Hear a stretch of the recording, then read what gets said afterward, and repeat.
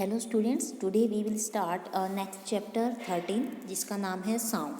तो साउंड से आपको क्लियर हो रहा है, साउंड डैट मीन्स आवाज़। अब साउंड कहाँ कहाँ से आती है, जैसे कि आप एक दूसरे से बोलते हो, वो भी क्या होती है, साउंड की फॉर्म होती है। आप जैसे क्लासरूम में बैठे हो, आपको कैसे पता चलता है कि हमारा लेक्चर ख़त्म हो गया है या न्यू लेक्चर स्टार्ट हो गया है, तो वो भी आपको क्या होता है, बेल से आप एस्टिमेट लगाते हो कि हमारा सेकेंड थर्ड पीरियड स्टार्ट हो गया है। ऐसे ही अब इंट्रोडक्शन से स्टार्ट करते हैं। What is sound? Sound plays an important role in our life. It helps us to communicate with one another. एक दूसरे के साथ बातें करने में हेल्प करती है। साउंड नहीं होगी तो आप कैसे एक दूसरे की फीलिंग्स को समझोगे। We hear a variety of sound in our surrounding.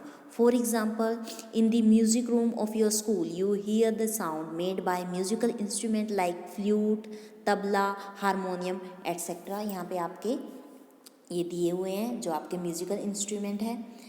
Next है वेरिएशन इज। अब साउंड कहाँ से प्रोड्यूस हो रही है आपकी? वाइब्रेशन से प्रोड्यूस हो रही है। डैट मीन्स साउंड किस चीज़ की फॉर्म है? एक एनर्जी है साउंड आपकी, और वो कैसे प्रोड्यूस होती है? वाइब्रेशन से। डैट मीन्स अगर आपके कोई भी इंस्ट्रूमेंट में या कुछ भी कोई भी ऑब्जेक्ट है जिसके अंदर वाइब्रेशन स्टार्ट होती है, तो वहाँ से एक एनर्जी निकलती है। वो एनर्जी हमें साउंड सुनाई देती है। समझ में आ गया? That means sound is a form of energy produce by vibration. अब बात आती है व्हाट इज वाइब्रेशन। वाइब्रेशन क्या होती है? वाइब्रेशन सिंपल से हम कहते हैं कि वाइब्रेट हो रहा है। जैसे हमारा मोबाइल वाइब्रेट हो रहा है, तो क्या होता है, मोबाइल हमारा थोड़ा मूवमेंट होती है। मतलब कि vibration is the to and fro और back and forth motion of object. Object का मोशन होता है, कभी आगे होना कभी पीछे होना। आप क्या करो, आपके जैसे वाइब्रेशन पे आपके मोबाइल को रख दो, किसी प्लेन प्लेस पे रखो उसको, जैसे ही वो वाइब्रेट होता है तो क्या वो उसकी पोजीशन चेंज होती है। तो क्या हुआ, vibration is the to and fro बोल सकते हो, या फिर back and forth motion of an object. जैसे कि if you strike a school bell it vibrate and produce sound.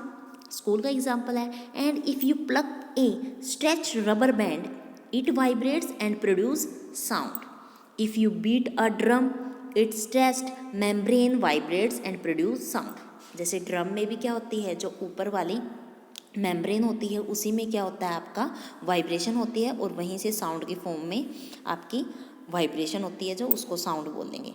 Next हमारा आता है, अभी तो हमने किस चीज़ के बारे में पढ़ा है, ओनली इंस्ट्रूमेंट के बारे में, कि इंस्ट्रूमेंट से साउंड प्रोड्यूस होती है, एनर्जी की फॉर्म में प्रोड्यूस होती है, एंड वो कहाँ से स्टार्ट होती है? वाइब्रेशन से। अब हम देखते हैं ह्यूमन्स की साउंड कैसे प्रोड्यूस होती है। ह्यूमंस में देखो, in humans sound is produced by the voice box और लेरिनेक्स। देखो दोनों ही सेम है। अगर आपके कीवर्ड में कीवर्ड्स में अलग अलग सी चीज़ है तो ये दोनों वॉइस बॉक्स भी बोल सकते हो एंड लेरिनेक्स भी बोल सकते हो। It is the upper part of the wind pipe. ये क्या होता है? विंड पाइप होती है जो आपके गले में, वो अपर पार्ट होता है। टू वोकल कॉर्ड होती है, और वो वोकल कॉर्ड कैसे होती है? स्ट्रेच्ड एक दूसरे से across the voice box living a narrow slit. और उस वॉइस बॉक्स के अंदर क्या होता है? एक नैरो स्लिट होती है। When the lungs force air, तो लंग्स क्या करती है? वहाँ से एयर को फोर्स करती है स्लिट के थ्रू, और जिससे क्या होती है? आपकी स्लिट वाइब्रेट होती है और वहाँ से साउंड प्रोड्यूस होती है। ये तो हो गया साइंस की लैंग्वेज में। अब देखो कि जो आपके ह्यूमन बींग्स में, यहाँ पे देखो, ये आपका जो बाहर से दिखाई देता है कुछ इस टाइप से दिखाई देता है, जो आपके गले के पास होती है। और ये जो ये पोर्शन होता है, ये आपकी विंड पाइप है, देखो यहाँ से, और ये विंड पाइप का अपर पार्ट होता है। बात समझ में आ गई? अब इसके अंदर वोकल कॉर्ड कहाँ पे है? देखो ये यहाँ पे दिखा रखी है वोकल कॉर्ड। ये आपकी दो वोकल कॉर्ड है जो मैंने अभी, मैं रेड से यूज़ करती हूँ ताकि आपको अच्छे से दिखे। ये आपकी क्या है? वोकल कॉर्ड है, जो मैंने अभी रेड से डार्क की हुई है। एंड नेक्स्ट है आपकी विंड पाइप। जो विंड पाइप क्या होगी? दो वोकल कॉर्ड के बीच में होगी। तो ये देखो, ये जो स्पेस है ये क्या है? आपकी विंड पाइप। बात समझ में आ गई? और बाकी ये जो आपकी कार्टिलेज है, जो मैंने अभी पहले भी आपको बताया होगा, या 7th क्लास में आपने पढ़ा होगा, बोन कार्टिलेज इसके बारे में पढ़ा है। तो ये यहाँ पे हमारी क्या है? कार्टिलेज है। और ये जो बिल्कुल वोकल कॉर्ड के साथ अटैच्ड है, इनको बोलते हैं एपिग्लोटिस। ये आपके अगर याद रखना तो रख लेना, वरना कोई ये इंपॉर्टेंट नहीं है आपके लिए। वोकल कॉर्ड और ट्रैकिया, विंड पाइप को हम ट्रैकिया भी बोलते हैं। तो अब कैसे यहाँ से हमारी साउंड प्रोड्यूस होगी? क्या होगा? अब देखो ये जो विंड पाइप है आपकी, ये बिल्कुल जो वोकल कॉर्ड है ये स्लिट का काम करेगी। समझ में आ रहा है? जैसे स्लिट ये हो गई, इतनी बात समझ में आ गई। अब यहाँ से ये बिल्कुल नैरो रास्ता है, यहाँ से विंड आपकी जो विंड है वो क्रॉस होगी तो क्या होगी, वाइब्रेशन प्रोड्यूस होगी इन वोकल कॉर्ड में, जिसकी वजह से क्या आएगी, यहाँ से साउंड प्रोड्यूस होगी। तो इस तरह से हमारा साउंड प्रोड्यूस करने का सिस्टम है। एक बार और क्लियर हो जाएगा। नेक्स्ट पिक्चर में देखो, यहाँ पे देखो अच्छे से दिखा रखा है। ये जो आपको दिख रहा है ये क्या है, आपका लैरिनेक्स है, और जो ये दो कॉर्ड दिख रही हैं ये है आपकी वोकल कॉर्ड। और कैसे वोकल कॉर्ड वाइब्रेट होती है, देखो यहाँ पे इस वाले पिक्चर में थोड़ा सा जो डिस्टेंस था वो कितना था, थोड़ा खुला हुआ है, और यहाँ पे बिल्कुल नैरो हो गया। तो इस तरह से ये क्या कर रही है, आपकी वोकल कॉर्ड यहाँ पे वाइब्रेट कर रही है, जिसकी वजह से क्या प्रोड्यूस हो रही है, sound. Vocal cord have gap between them in large and narrow gap between vocal cord, यहाँ पे नैरो गैप है। नेक्स्ट है, क्या हमारी साउंड जो प्रोड्यूस हुई है उसको वन प्लेस टू दूसरे प्लेस पे जाने के लिए किसी मीडियम की ज़रूरत है, तो उसका आंसर आएगा यस। एक प्लेस से दूसरे प्लेस पे जाने के लिए साउंड को मीडियम की ज़रूरत होती है। अब देखो साउंड हमें कहाँ कहाँ सुनाई देती है। सबसे फर्स्ट वन आपने पढ़ा होगा, वैक्यूम। वैक्यूम के अंदर साउंड कभी भी वाइब्रेट नहीं कर पाती, बिकॉज वैक्यूम क्या होता है, कोई ऐसा स्पेस जहाँ पर एयर प्रेजेंट नहीं हो, बिल्कुल वैक्यूम, कुछ भी प्रेजेंट नहीं होगा, तो वहाँ से अगर वहाँ साउंड हमें नहीं सुनाई देगी। वैक्यूम एक आइडियल स्पेस होता है। Next, sound can travel through solid. Yes, solid के थ्रू भी वो प्रोपोगेट कर सकती है। ट्रैवल को हम साइंस की लैंग्वेज में प्रोपोगेशन बोलेंगे। तो देखो अगर कोई बच्चा यहाँ पे एक बेंच के ऊपर अपने हैंड से कोई साउंड प्रोड्यूस करता है, तो वो अगर आप कोई दूसरा पर्सन यहाँ पे ईयर की हेल्प से सुनेगा तो उसको इजीली सुनाई देगा। ऐसे ही साउंड आपकी वाटर में भी इजीली ट्रैवल कर सकती है। इसका बेस्ट एग्जांपल है जो आपके वाटर में रहने वाले ऑर्गेनिज्म है, या फिर ये बोल लो जैसे फिश है, वो कुछ साउंड करती है तो हमें सुनाई देती है। जैसे कोई मेंढक है या आपका टोर्टोइज है, वो अगर कोई साउंड करते हैं तो हमें बाहर सुनाई देते हैं। डेट मीन्स तो उनकी साउंड वाटर से बाहर आ रही है, तो वो वाटर के अंदर प्रोपगेट करने में ईजी है। नेक्स्ट देखो, ये आपने देखा होगा या यूज़ भी किया होगा, sound travel faster by string. String में ज़्यादा फास्टर ट्रैवल करती है देन बाय एयर, मतलब कि गैस के कंपैरिजन में। इस स्ट्रिंग के थ्रू, क्योंकि उसको एक सॉलिड मीडियम मिल गया जिसके थ्रू वो इजीली वन प्लेस टू दूसरे प्लेस पे प्रोपगेट हो जाएगी। नेक्स्ट क्या है, नेक्स्ट देखेंगे structure of the human ear. अभी हमने क्या देखा था कि साउंड प्रोड्यूस कैसे होती है, अब हम क्या देखेंगे कि ह्यूमन ईयर का स्ट्रक्चर, मतलब कि हमें वो सुनाई कैसे देता है। तो देखो यहाँ पे मैंने थोड़ा 3D में स्ट्रक्चर लिया था ताकि आपको इजीली अच्छे से समझ में आए। ये जैसे हमारा बाहर वाला ईयर है, फिर ये अंदर से ये जो आपको दिख रहा है बिल्कुल स्किन का, इसको बोलते हैं हम ईयर ड्रिम। फिर ये जो पार्ट आ जाता है ये हमारा है मिडल ईयर, और ये बिल्कुल अंदर का सिस्टम है, ये है हमारा इनर ईयर। और ये जो कैनाल है जहाँ से हमारी साउंड एंटर करती है अंदर ईयर ड्रम की तरफ जाने के लिए, उसको बोलते हैं ईयर कैनाल। और जो ये बाहर का पार्ट है इसको हम बोलेंगे पिन्ना। अच्छे से देख लो ताकि आपको समझ में आ जाए। The outer ear cold pinna, जो ये पिन्ना है ये क्या करता है, ये आपकी साउंड्स वेव को कलेक्ट करेगा। तो साउंड वेव कैसे, इसके अंदर सारी की सारी एंटर हो जाएंगी। This sound wave passes through the ear canal to a thin membrane called ear drum. तो यहाँ से पास होते हुए फिर वो यहाँ पे एंटर करेगी, इसको क्या बोलते हैं हम, ear drum. The ear drum vibrates. अब ये ड्रम है, ऑब्वियसली ईयर ड्रम इसलिए नाम रखा, तो ये क्या होगा, वाइब्रेट होगा। अब वाइब्रेट होगा तो वो किसकी वजह से वाइब्रेट हुआ, क्योंकि साउंड वाइब्रेशन आ रही थी आपकी। तो the vibration are amplified by the 3 bones of the middle ear. तो जो ये वाइब्रेशन है वो एम्पलीफाइड की जाती है। अब आपको एम्पलीफाइड का मतलब नहीं समझ में आ रहा होगा, एम्पलीफाइड का मैं बाद में बताऊंगी, लेकिन पहले इसको स्ट्रक्चर को अच्छे से समझ लो। जो वो वाइब्रेशन है वो एम्पलीफाइड की जाती है, 3 बोन्स होती है मिडल ईयर में। जो ये आपका मिडल ईयर है ना, यहाँ पे 3 बोन्स है जिसको हम क्या बोलेंगे, हैमर, एनविल एंड स्ट्रिप। ये एम्पलीफाई करना मतलब कि उस वाइब्रेट को साउंड में तेज करना। बात समझ में आ गई, ताकि अंदर अच्छे से उसको एम्पलीफाई कर दें। जैसे हम एम्पलीफायर यूज़ करते हैं ना, ओके। तो ये भी हमारे अंदर ये 3 बोन्स होते हैं, ये एम्पलीफायर का काम करते हैं। The middle ear then transmit the sound wave to the inner ear. फिर ये जो एम्पलीफाई हो गई है आपकी यहाँ से वाइब्रेशन, तो ये क्या करता है, इसको ट्रांसमिट कर देता है कहाँ, इनर ईयर के अंदर, मतलब कि यहाँ पे, यहाँ चली गई अब आपकी एम्पलीफाई होके जो वाइब्रेशन थी। फिर क्या होता है, in the inner ear the sound waves are converted into electrical signal. फिर ये यहाँ पे इलेक्ट्रिकल सिग्नल में कन्वर्ट हो जाती है by the cochlea and send to the brain through the auditory nervous. फिर यहाँ से वो ब्रेन में चली जाती है, किसके थ्रू, ऑडिटरी नर्व्स होती है। The brain help then interrupt the signal as sound. और फिर ब्रेन हेल्प करता है उन सिग्नल्स को एज, मतलब कि साउंड की तरह लेने में। देखो हमें यहाँ पे प्रोसीजर बहुत ही लंबा लग रहा है, लेकिन ये विद इन 1 सेकेंड, मतलब जैसे ही कोई बोलता है हमें तभी एज इट इज सुनाई देता है। बट ये हमारा अंदर का सिस्टम है कि कैसे बाहर से, देखो साउंड हमारे लिए आवाज़ है, बट वो वाइब्रेशन के थ्रू ही प्रोपेगेट करती है, मतलब कि हमारे ईयर में एक वाइब्रेशन ही गई है, ओनली वाइब्रेशन।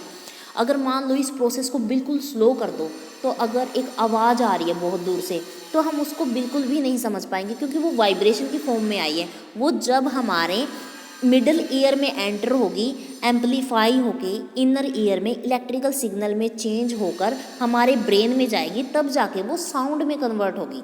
बात समझ में आई। बट ये इतनी जल्दी एंड फास्ट है हमारे अंदर का सिस्टम कि हमें एक ऐसे सुनाई देता है कि सामने वाले ने जो बोला हमें सुन गया, बट ये फॉर्म होती है वाइब्रेशन की। बात समझ में आ गई। नेक्स्ट देखो, यहाँ पे बस 3 ही पार्ट दिखाए हुए हैं, outer ear, middle ear and inner ear. But ये आपके लिए बेस्ट, आप इसकी हेल्प से समझ सकते हो। एक हियरिंग इम्पेयरमेंट है, जो लास्ट में आपके एक्सरसाइज क्वेश्चन के बाद एक टॉपिक है, उसके बारे में देखो। हियरिंग लॉस, जिसके मान लो जिसको सुनाई नहीं देता, उसको बोलते हैं हम, उन मतलब पर्सन को बोलते हैं कि ये क्या है, हियरिंग इम्पेयरमेंट है। एक पार्शियल भी हो सकता है, टोटल इनएबिलिटी भी हो सकता है, मतलब कि कुछ पर्सन के अंदर ये होती है कि वो कुछ हद तक सुन लेते हैं, बट कम सुनाई देता है, हमें लाउडली बोल के उनको सुनाना पड़ता है। ये कुछ बिल्कुल ही इनेबल होते हैं, मतलब कि वो बिल्कुल भी नहीं सुन सकते। A deaf person has a little to no hearing, मतलब जो डीफ पर्सन होता है वो नहीं सुन पाता। ऐसे ही partial disability is generally the result of disease, injury और एज। और जो पार्शियल डिसेबिलिटी होती है मतलब किसी पर्सन में, मतलब कि वो थोड़ा सुन पाता है, तो वो किसी डिसीज़ का पार्ट हो सकता है, या कोई इंजरी आई हो, या फिर एज के अकॉर्डिंग, जैसे कोई ओल्ड पर्सन होता है उनको ऊंचा सुनाई देने लग जाता है, तो ये होता है हमारा हियरिंग इम्पेयरमेंट। नेक्स्ट है वाइब्रेशन एंड ओसिलेशन। सबसे पहले अब यहाँ पे वाइब्रेशन एंड ओसिलेशन का मतलब क्यों आया, क्योंकि आपकी बुक में नेक्स्ट टॉपिक है amplitude, time period and frequency of vibration. तो सबसे पहले आपको वाइब्रेशन ही समझनी पड़ेगी, क्योंकि हम वाइब्रेशन को ही ओसिलेशन बोलते हैं। एंड आपने 7th क्लास में ओसिलेशन के बारे में अच्छे से पढ़ लिया होगा 7th क्लास में। अभी आप 8th में हो चुके हो, तो ओसिलेशन अगर आपको अच्छे से ना समझ में आ रहा हो, फिर भी मैं थोड़ा सा यहाँ पे हिंट दे देती हूँ कि क्या होता है। देखो वाइब्रेशन क्या था, अभी मैंने बताया था कि टू एंड फ्रो बोल सकते हैं, या बैक एंड फोर्थ मोशन होता है ऑब्जेक्ट का। और इसका बेस्ट एग्जांपल बताया था मैंने, motion of a simple pendulum. मतलब कि एक सिंपल पेंडुलम के मोशन को हम क्या बोलते हैं कि वो जो पेंडुलम है वो वाइब्रेट कर रहा है, या फिर ये बोल सकते हैं जो आपका पेंडुलम है वो ओसिलेटरी मोशन फॉलो कर रहा है। अब ओसिलेटरी मोशन पेंडुलम का कैसे है, जैसे कि ये आपका क्या है, यहाँ पे स्टैंड है, थ्रेड की हेल्प से ये बोब, यहाँ पे मेटल का बोब बना होता है। जैसे ही हम इसको यहाँ से हाथ के साथ पिकअप करके छोड़ते हैं, तो ये कुछ 1 मिनट, ये कुछ इस तरह से मोशन करता है, यहाँ से यहाँ, फिर यहाँ से यहाँ, ऐसे करता है। बात समझ में आ गई। तो इसी को हम बोलते हैं oscillatory motion. The motion of the pendulum from one extreme position to other extreme position and back is called oscillation. उसको हम बोल देंगे, देखो ए से स्टार्ट हुई, ए से वो बी पर गया, फिर बी से वापस ए पे आया, तो ये क्या हो गया, हमारा ओसिलेटरी मोशन हो गया। अब बात यहाँ पे देखो नेक्स्ट, अब एम्पलीट्यूड क्या होता है, आपको वाइब्रेशन पता चल गई, ओसिलेटरी मोशन समझ में आ गया। अब एम्पलीट्यूड देखो, maximum displacement of an oscillating body. अब आपका ओसिलेटिंग बॉडी मतलब कि जो ये पेंडुलम है इसकी मैक्सिमम डिस्प्लेसमेंट, मतलब कि हम ये जो यहाँ से स्ट्रेच करके गए हैं, ये ज़्यादा से ज़्यादा यहाँ कितनी दूर तक जा सकता है, उसको बोलेंगे उसकी सेंट्रल पोजीशन से, देखो यहाँ से लेकर यहाँ तक वो कितनी दूर तक जा सकता है, उसको बोलेंगे उस चीज़ का एम्पलीट्यूड।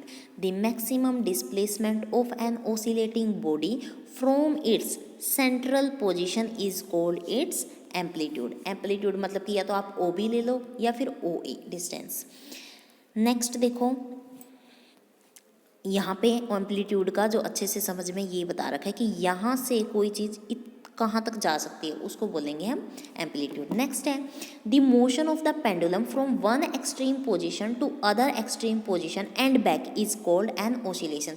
जैसे हम क्या करते हैं, सर्कल कब बोलते हैं, जैसे मान लो कि हमारी जो घड़ी होती है, दीवार घड़ी होती है, क्लॉक होता है, उसमें हम क्या बोलते हैं कि आपकी जो नीडल है वो एक सर्कल कब कंप्लीट करती है, जब वो 12 से स्टार्ट होके वापस 12 के ऊपर पहुंच जाती है, तब क्या हो जाता है, वन सर्कल कंप्लीट हो जाता है।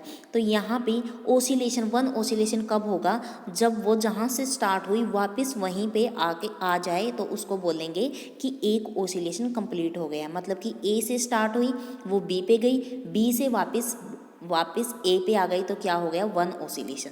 अब बात आती है टाइम पीरियड।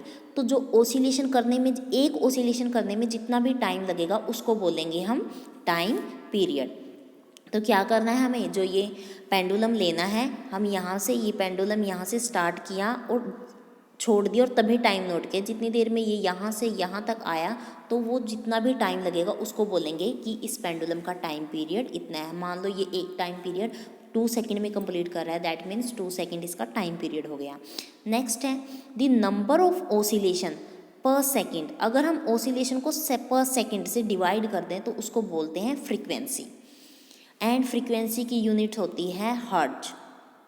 बहुत ही इंपॉर्टेंट है फ्रीक्वेंसी। फ्रीक्वेंसी के बेस्ड पे ही आगे हम चैप्टर को पढ़ेंगे कि ये साउंड में कैसे हेल्पफुल है, इससे हमें क्या क्या पता चलता है। तो फ्रीक्वेंसी क्या होती है, जितने भी ओसिलेशन होंगे एक सेकंड में, मान लो आपके एक सेकंड में 7 ओसिलेशन हो रहे हैं, डेट मीन्स उसकी फ्रीक्वेंसी कितनी है, 7 हर्ट्ज। तो आपको सिर्फ 1 सेकंड में कैलकुलेट करना है कि पेंडुलम कितने ओसिलेट कर रहा है। और ओसिलेशन का मतलब आपको समझ में आ गया होगा, ओसिलेशन का मतलब कि एक round, A to B and B to A.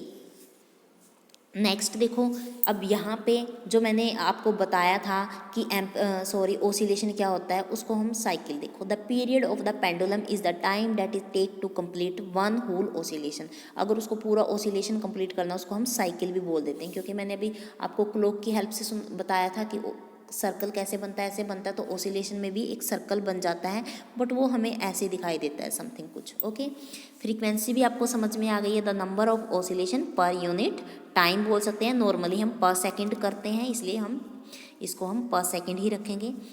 Amplitude आपको समझ में आ गया है, जो ये मैक्सिमम डिस्टेंस होता है, जो बोब क्या कर सकता है, इसकी सेंट्रल पोजीशन से कितनी दूर तक जा सकता है, उसको हम क्या बोलेंगे, एम्पलीट्यूड। इतना टॉपिक क्लियर हो गया है। नेक्स्ट देखो आपकी पिच, आप पढ़ेंगे पिच के बारे में। अब ये पिच क्या होता है, तो उससे पहले पढ़ा जो आपको देखा है, ये वेव है, वेव की फॉर्म में है। जो आपकी वाइब्रेशन होती है वो वेव की फॉर्म में होती है, जो इस तरह से बनती है, आपको फिगर में दिखाई हुई है। 1 मिनट। तो यहाँ पे ये क्या बन रही है, देखो 2 टाइप्स की वेव लेंथ आपको दिखाई दे रही है। तो यहाँ पे ये बोल रहे हैं कि यहाँ पे लो पिच बन रही है, यहाँ पे हाई पिच बन रही है। तो कैसे बन रही है low pitch and high pitch, अब आप देखो यहाँ पे सिर्फ आपको एक वेव दिख रही है बिल्कुल खुली हुई सी, मतलब कि थोड़ी सी ऐसे लेंथ ही दिखा रखी है। तो इसमें आपकी ये क्या है, वेव लेंथ है। इसमें वेव लेंथ कितनी है, ज़्यादा है, इसके अंदर बिल्कुल स्मॉल वेव लेंथ है। अब वेव लेंथ भी क्या डिफाइन कर रही है हमारे, कि यहाँ पे क्या, अब साउंड मैंने प्रोड्यूस की, बात समझ में आया। एक तो मैं बोल रही हूँ आपको हेलो, एक मैं बोल रही हूँ गुड मॉर्निंग, और वो सेम टाइम पे ही आपको सुनाई दे रही है। बट गुड मॉर्निंग के अंदर देखो आप इंग्लिश के कितने अल्फ़ाबेट हैं, हेलो के अंदर कितने हैं, लेकिन वो सेम टाइम पे पहुँच रहे हैं। बट गुड मॉर्निंग के अंदर क्या है, ज़्यादा वाइब्रेशन है, एंड हेलो के अंदर क्या है, कम वाइब्रेशन है। तो ऐसे ही मैं उस कॉन्सेप्ट से आपको ये समझा रही हूँ कि आप ये सोच लो, ये हेलो की वाइब्रेशन है एंड ये गुड मॉर्निंग की वाइब्रेशन है, ये सेम टाइम पे पहुँच रही है। बट यहाँ पे फिर क्या हुआ, अब इनको सेम टाइम पे जो वाइब्रेशन जानी थी, तो इन्होंने क्या किया, हेलो की वेवलेंथ क्या हो गई ज़्यादा एंड गुड मॉर्निंग की बिल्कुल कम। बात समझ में आ गई। बट ये बिल्कुल भी मत समझना, मैं सिंपल आप फर्स्ट टाइम पढ़ रहे हो पिच का टॉपिक, इसलिए मैं बता रही हूँ कि वाइब्रेशन कैसे होती है। अब इसी के बेस पे होगी हमारी साउंड प्रोड्यूस, कि हाई साउंड आ रही है या लो साउंड। जैसे कि आप विसल यूज़ करते हो, उसकी साउंड बिल्कुल कितनी तीखी होती है, और एक आप यूज़ कर रहे हो कोई भी आप फ्लूट ले लो, उसकी कितनी सॉफ्ट होती है। तो ये किस बेस पे होती है, उनकी वेवलेंथ के बेस्ड पे। अब देखो जो वेव्स क्या करती हैं, ट्रैवल करती हैं सेम स्पीड में। जैसे मान लो आपकी ये दोनों की दोनों वेव्स सेम स्पीड में ट्रैवल करेंगी, ठीक है। तो जो नंबर ऑफ ईच वेव है जो आपके ईयर के पास जाता है वो 100th ऑफ सेकेंड होता है। मतलब कि 1 सेकेंड में पता नहीं कितनी वेव आपके ईयर में एंटर कर गई। अगर आपकी जो वेव है उनकी वेवलेंथ बहुत ही शॉर्ट हुई, डैट मीन्स देखो यहाँ पे वेवलेंथ क्या है, बिल्कुल छोटी सी है। जहाँ पे भी आपकी साउंड की वेवलेंथ बहुत छोटी होती है, डैट मीन्स वहाँ पे क्या है, हाई फ्रिक्वेंसी है। मतलब कि बहुत ज़्यादा वाइब्रेशन है और वो उतनी ही जल्दी जाएगी। हाई फ्रिक्वेंसी की वजह से क्या होगी, हाई साउंड प्रोड्यूस होगी।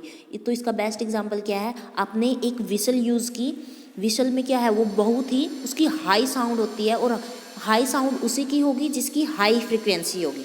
बात समझ में आ गया। अब फ्रीक्वेंसी आपने पहले पढ़ चुके हो कि फ्रीक्वेंसी क्या होती है, the number of oscillation per unit time या पर सेकंड में जिसके ज़्यादा ओसिलेशन होंगे उसी को हम क्या बोलते हैं, फ्रीक्वेंसी बोलते हैं। तो वो 1 सेकंड में बहुत ज़्यादा टाइम ओसिलेट कर लेती है। और अब देखो कम टाइम में ओसिलेट कौन सा कर रही है, इस फिगर की हेल्प से समझो, बहुत ही इंपॉर्टेंट टॉपिक है। अब यहाँ पे देखो, यहाँ पे वेवलेंथ छोटी है क्योंकि यहाँ पे आपकी जो ये फ्रीक्वेंसी क्या है, हाई है। हाई फ्रीक्वेंसी की वजह से देखो ये क्या कर रही है, बहुत ज़्यादा ऐसे वाइब्रेट कर रही है, जिसकी वजह से क्या प्रोड्यूस हुई। तो आप बात समझो, जहाँ पे हाई पिच है मतलब कि हाई फ्रीक्वेंसी होगी, हाई साउंड होगी, बस इसके अपोजिट क्या होगा, उसकी वेवलेंथ छोटी होगी। और जहाँ पे वेवलेंथ लंबी है, इस केस में लॉन्ग वेवलेंथ है, मतलब कि वहाँ पे फ्यूअर वेव्स है, मतलब थोड़ी सी ही वेव्स है। तो वहाँ पे थोड़ी वेव होने की वजह से फ्रीक्वेंसी भी कम हो जाएगी, साउंड भी एक तरह से लो हो जाएगी। बात समझ में आ गया। बार बार वीडियो देख लेना अगर किसी को कॉन्सेप्ट ना समझ में आए तो। यहाँ पे एक बार और देखो, डार्क दिखा रखा है, यहाँ पे क्या है, ये वेव की वेवलेंथ थोड़ी ज़्यादा है तो यहाँ पे लो फ्रिक्वेंसी है।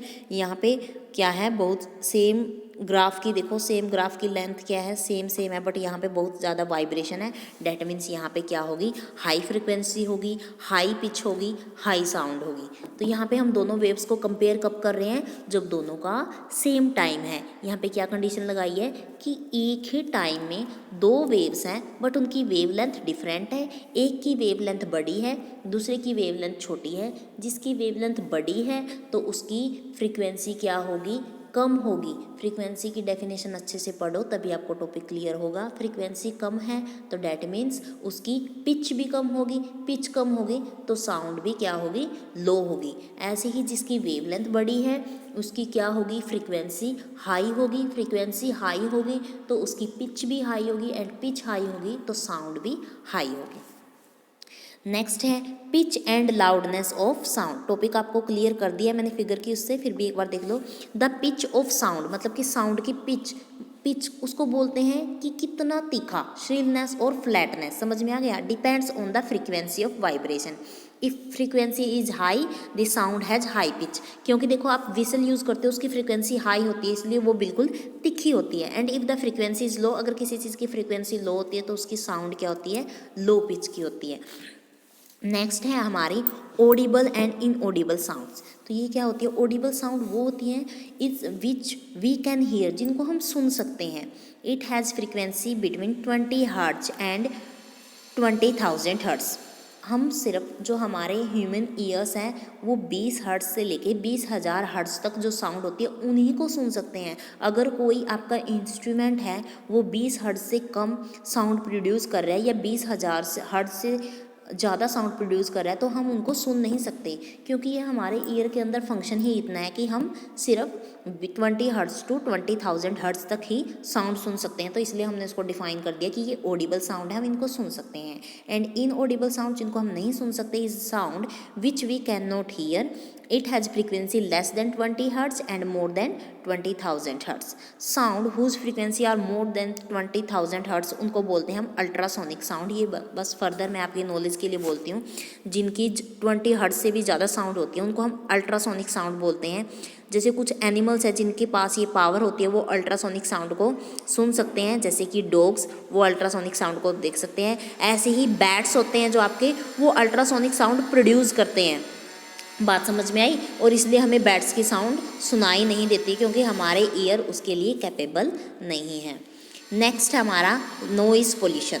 नॉइज़ पोल्यूशन, अब देखो सिंपली आप बात समझ में है। जैसे देखो आपने सुना होगा air pollution, that means air के अंदर पोल्यूटेंट्स होते हैं तो एयर पोल्यूशन हो जाता है। अब नॉइज़ पोल्यूशन क्या है? जो साउंड की वजह से पोल्यूशन हुआ है वो नॉइज़ पोल्यूशन। अब नॉइज़ पोल्यूशन किसको डिस्टर्ब करता है? हमें डिस्टर्ब करता है। नॉइज़ कहाँ से आती है? ऑब्वियसली एरोप्लेन से, या फिर आपके व्हीकल के हॉर्न से, या फिर बफर से, कहीं से भी, जहाँ भी नॉइज़ जो बिल्कुल एक्सट्रीम हो जाती है, हमारे सर दर्द प्रोड्यूस कर देती है, तो उसको हम नॉइज़ पोल्यूशन का नाम देते हैं। यहाँ देखो, noise pollution is considered to be any unwanted और disturbed sound that affect the health and well-being of humans and other organism। क्या करती है ये? अनवांटेड एंड डिस्टर्बिंग साउंड होती है जो हमें डिस्टर्ब करती है, जो हमारी हेल्थ को भी अफेक्ट करती है। अब आप देखो, जैसे शादी फंक्शन में आप जाते हो, आपको अच्छा लगता है वो डीजे, बट आप उसको फुल डे और फुल नाइट नहीं सुन सकते। इवन आप 4-5 आवर्स उसको सुन लेते हो तो आपके हेडेक हो जाता है, या फिर आपके साउंड से आपके ईयर से भी अलग सी साउंड आने लग जाती है, तो वो आपके हेल्थ के लिए अच्छा नहीं है। नेक्स्ट है exposure to loud noise can also cause high blood pressure. इससे क्या हो सकता है? आपका ब्लड प्रेशर हाई हो सकता है, हार्ट डिसीजेज हो सकती है, स्लीप डिस्टर्बेंसेस हो सकती है, स्ट्रेस हो सकता है। तो ये आपकी जो हेल्थ प्रॉब्लम है, फिर ये क्या करेंगी? हमारी एज ग्रुप को या चिल्ड्रन को स्पेशली अफेक्ट करेगी। तो अब हम इनको कैसे कंट्रोल कर सकते हैं? तो हमें क्या करना है, जो नॉइसी ऑपरेशन होते हैं, जैसे जो भी हम फंक्शन करते हैं, हमें जो हमारा रेजिडेंशियल एरिया है उससे क्या करना चाहिए? दूर ऑर्गेनाइज करना चाहिए। Noise producing industry should be set up away from such area. जहाँ पे हम रहते हैं वहाँ से जो इंडस्ट्रीज़ नॉइज़ प्रोड्यूस करती है वो भी दूर होनी चाहिए। हमें ऐसे ऑटोमोबाइल हॉर्न यूज़ करने चाहिए मिनिमाइज्ड। टीवी और म्यूज़िक सिस्टम हमें लो वॉल्यूम पर यूज़ करनी चाहिए, मतलब टीवी की ज़्यादा साउंड करके हमें नहीं सुनना चाहिए। जो ट्रीज़ होते हैं must be planted along the roads and around buildings, because जो आपके ट्रीज़ होते हैं वो साउंड को कट डाउन करते हैं। अब देखो, एक तो साउंड, आप एक ही रूम में क्या करो, कोई बंदा आप बात कर रहा है तो हमें उसकी ईजीली साउंड सुनाई देती है, बट अगर वो दूसरे रूम में जाके बात करे तो हम उसकी साउंड नहीं सुन सकते। तो इसलिए जो हमारे ट्री होते हैं वो भी एक तरह से दीवार का काम करते हैं, तो हमें ज़्यादा से ज़्यादा प्लांटेशन यूज़ करनी चाहिए। इसी के साथ आपका लेसन कंप्लीट होता है। Thank you, make a nice day.